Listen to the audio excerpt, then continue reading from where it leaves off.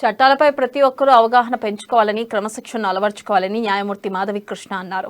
ఆదిలాబాద్ జిల్లా కేంద్రంలోని ఓ ప్రైవేట్ కళాశాలలో డిఎల్ఎస్సీ ఆధ్వర్యంలో న్యాయ విజ్ఞాన సదస్సును నిర్వహించారు. చట్టాలతో పాటు అనేక అంశాలపై విద్యార్థులకు వక్తలు అవగాహన కల్పించారు. పరిపక్వత కలిగిన ఆలోచన ధోరణితో తమ భవిష్యత్తును మంచిగా తీర్చిదిద్దుకోవాలని, ఇతరులకు స్ఫూర్తిగా నిలవాలని ఆకాంక్షించారు. ముఖ్యంగా చెడు వ్యసనాలకు దూరంగా ఉండాలన్నారు. అర్హత లేకుండా వాహనాలు నడపడం, సెల్ ఫోన్ల మోజులో పడి చదువును నిర్లక్ష్యం చేయడం వంటివి చేయకూడదని హితవు పలికారు. ఈ కార్యక్రమంలో DLSC secretary Kshama Deshpande, public prosecutor Ramana Reddy, bar association అధ్యక్షుడు ఎండ్రాల నాగేష్ తదితరులు పాల్గొన్నారు.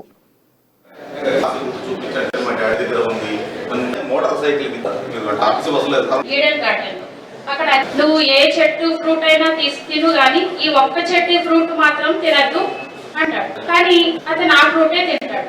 ఎందుకంటే ఇప్పుడు ఇంతకు ముందు రమణారెడ్డి గారు మాట్లాడినప్పుడు చెప్పారు, ఏదైతే వద్దంటామో అది మనకి చేయడానికి ఆ యాంగ్జైటీ అన్నది అతను ఆ ఫ్రూట్ తింటాడు. ఇంకా దేవుడికి కోపం వచ్చి అతన్ని అక్కడి నుంచి భూమి మీదకి తోసేస్తాడు అన్నది బైబిల్లో ఉంటుంది.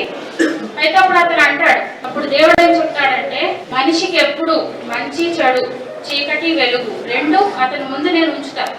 కానీ ఏది సెలెక్ట్ చేసుకుంటాడు అన్న దాని మీదే అతని ఫ్యూచర్ ఆధారపడి ఉంటుంది. ఒక్క మంచే ఉంటే